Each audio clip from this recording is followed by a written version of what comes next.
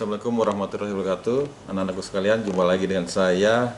Gimana home learning di rumah? Oke, tetap semangat. Baik, kali ini kita akan belajar mengenai pemantulan, pembiasan, dan alat optik. Oke, mungkin nanti di video ini kita akan bagi beberapa segmen, karena kalau kita langsung terlalu besar videonya, jadi kita bagi beberapa segmen. Oke, untuk materi ini kalian bisa download di deskripsi, nanti situ saya kasih linknya untuk download materi tersebut. Jadi sudah saya taruh di Google Drive, jadi kalian bisa langsung download. Oke, kita langsung saja. Kita belajar yaitu mengenai pemantulan dan pembiasan.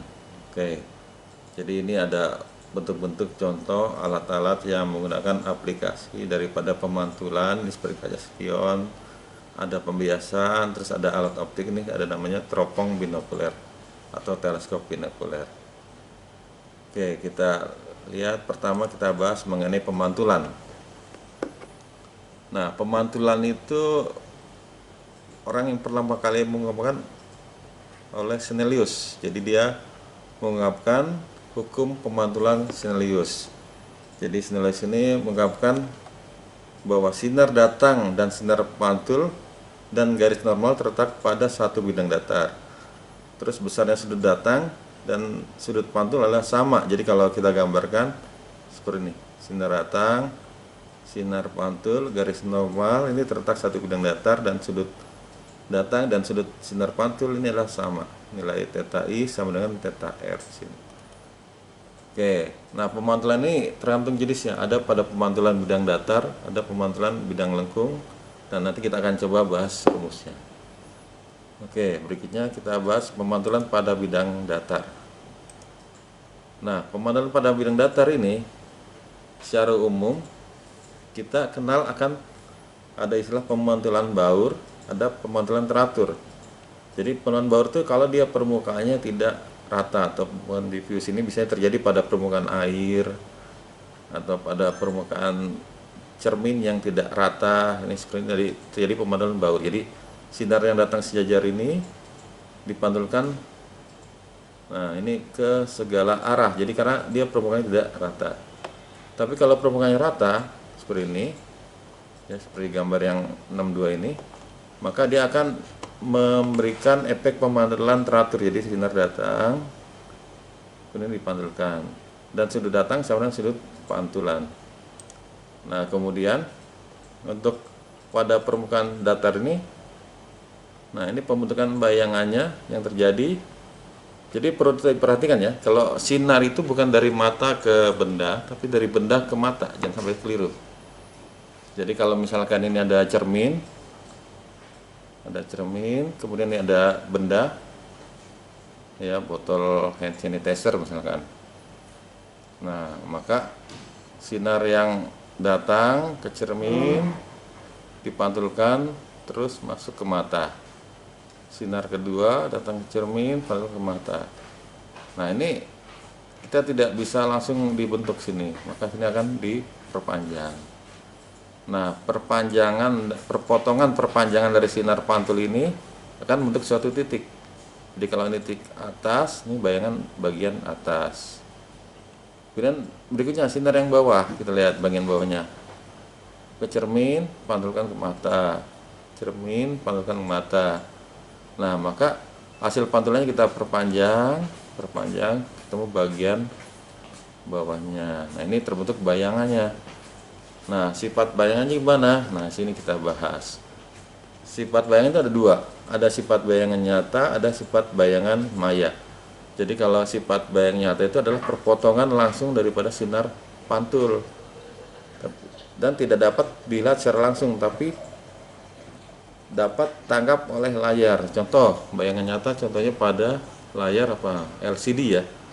Pada proyektor, LCD proyektor. Jadi kalau kamu lihat langsung ke LCD proyektor itu nggak bisa terlihat, tapi kalau di sini ya, kalau diberikan layar maka akan terlihat. Nah, kemudian bayangan maya adalah perpotongan perpanjangan sinar pantul. dapat dilihat secara langsung dan tidak dapat tangkap oleh layar. Jadi seperti kalian bercermin, bayangan yang terlihat adalah bayangan maya. Kenapa? Karena bisa kamu lihat secara langsung. Ya, jadi ini adalah sifat bayangan maya. Oke, ini saya kasih contoh soal di sini. Misalkan dua cermin seperti gambar berikut. Jika sudut pada cermin A membentuk sudut datang 40 derajat terhadap A. Nah, ditanya berapa pantulan oleh cermin B. Nah, ini dua cermin tegak lurus, berapa sudut pantulnya. Nah, caranya gini, ini sudut datang dipantulkan, terus dipantulkan oleh cermin B. Kalau ini sudutnya 40, maka sudut pantulnya adalah 40. Maka titik P-nya ini sudut pantulnya jadi 50. Nah, tegak lurus. Ini sudutnya berapa? Oke, kita lihat sudut ini. Jumlah sudut segitiga adalah 180. Kalau ini 50, 90, ini saya ya benar. Nah, maka sudut dipantulkan juga nilainya sama ya. Karena ini tegak lurus, jadi arahnya berlawanan arah, sinarnya sejajar. Jadi satu ke sini pantulkan. Nah, pernyataannya di sini. Oke, kita lanjut soal berikutnya. Nah, ini ada seorang berdiri di muka cermin. Muka cermin. Berapa panjang cermin minimal agar orang ini dapat melihat seluruh tubuhnya, bayangan seluruh tubuhnya. Oke, jadi sebenarnya kalau dia ingin melihat bagian pala, sinar dari G ke titik F ke cermin, mantul ke E ke mata. Dia kalau melihat bagian kaki, sinar dari A ke B, terus mantul ke E. Nah, ini kita perpanjang, maka ini terbentuk bayangan di sini. Maka jarak BF, ya, B ke F sama dengan B ke D atau setengah dari jarak dari A ke G, ya. Terus, nah, seterusnya ini juga sama. Ya, maka cermin yang dibutuhkan adalah minimal setengah daripada tinggi tubuh seorang. Jadi kalau misalnya orangnya tingginya 160, maka panjang cermin minimalnya adalah 160 bagi 2. Jadi berapa? 80 cm. Oke, ini pada cermin datar. Oke, kemudian pada bidang lengkung. Nah, bidang lengkung ini kita lihat ada cermin cekung, ada cermin cembung.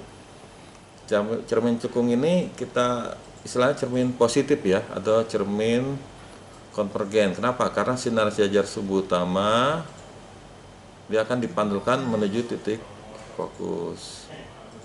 Nah, ini cermin konvergen. Nah, adapun sinar istimewanya, kita ada 3 sinar istimewa. Yang pertama kita ambil aja sinar sejajar sumbu utama dipantulkan menuju titik fokus. Sinar menuju titik fokus dipantulkan sejajar sumbu utama. Terus sinar berikutnya, sinar menuju pusat kelengkungan akan dipantulkan ke titik yang sama, gitu ya. Oke, jadi ada 3 sinar istimewa. Nah, ini untuk cermin ini dibagi-bagi ruangan. Jadi ruang antara O pusat optik sampai F ini ruang 1. F sampai titik P ruang 2, titik pusat kelengkungan sampai ke belakang ini ruang 3, dan belakang cermin ruang 4. Contoh, misalkan ini ada pembentukan bayangan. Misalnya ada benda di sini.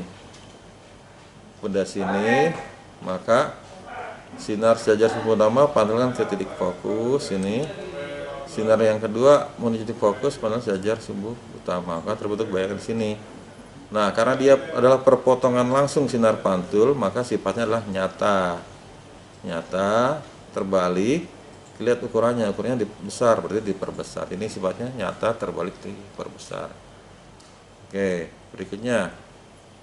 Misalnya ini bendanya di ruang 1. Nah, pertama sinar yang menuju pusat kelengkungan ini, nah dia akan dipantulkan titik yang sama. Seperti ini. Ya, terus yang kedua sinar menuju soal berasal dari titik fokus, dia dipantulkan sejajar sumbu utama, maka ini diperpanjang. Nah, maka dibentuk bayangan seperti ini. Nah, sifat bayangannya ini adalah karena dia adalah perpotongan perpanjangan sinar pantul, maka dia bersifat maya, tegak, diperbesar. Oke, berikutnya cermin cembung. Cermin cembung ini adalah cermin yang sehari-hari kita sering lihat nih. Bisa kaca spion mobil atau kalau rambu jalanan ini selalu menggunakan cermin cembung. Karena sifatnya bisa dilihat langsung oleh mata. Nah, sinar istimewanya, nah pertama ya, sinar istimewanya ini sejajar sumbu utama dipantulkan seolah berasal dari fokus.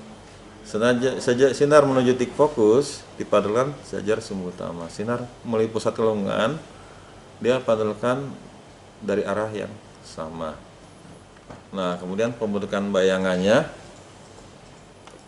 Nah, ini saya benda sini. Benda sini, ini cerminnya.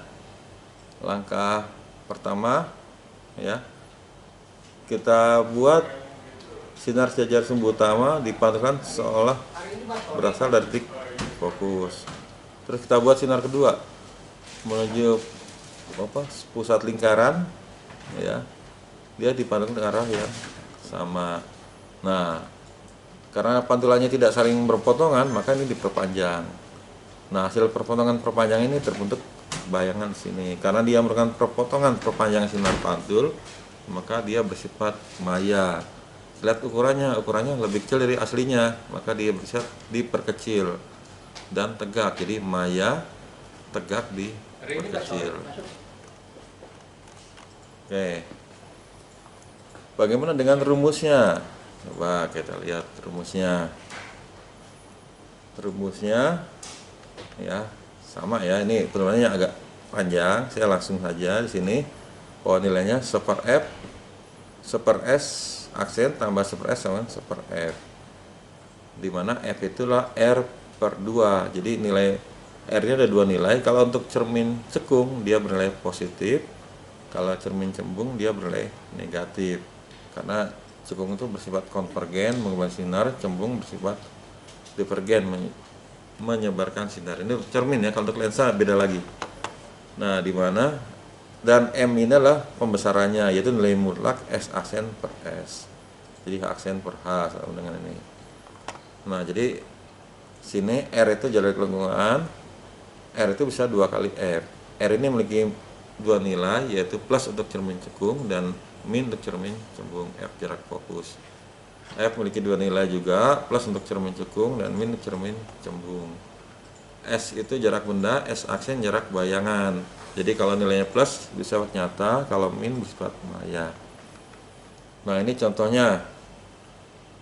Sebuah cermin memiliki jarak kelengkungan 2 meter. Sebuah benda letakkan pada jarak 1,5 meter dari cermin. Tinggi benda 5 cm. Hitunglah letak tinggi dan pembesaran bayangan. Oke, kita lihat sini. Diketahui S-nya 1,5 meter, H-nya 5 cm, R-nya itu 2 meter, berarti F-nya setengah dari R, setengah dari 2, 1 meter. Nah, maka rumusnya ini kita peroleh nilainya adalah X AC-nya adalah 3 meter sini. Terus pembesarannya berapa? Besaran adalah MS aksen per S sama dengan H aksen per H. Ya, berarti 3/1,5 aksen per H sama 2. Dan ketemu tinggi bayangannya adalah 10 cm. Dan pembesarannya adalah 2 kali. Oke, paham ya sini ya? Oke, kita lanjut. Sebuah benda diletakkan 30 cm di depan cermin cembung. Berjari-jari 30 cm. Di mana letak bayangan? Berapa besarnya? Lukis jalannya sinar pada permukaan bayangan. Oke, sekarang kita gambarkan. Berarti S 30 cm, R-nya adalah cermin cembung, berarti R-nya adalah min 30 cm. Berarti F-nya sama min 15 cm. Jadi setengah daripada ini ya. Min itu berarti dia cermin cembung.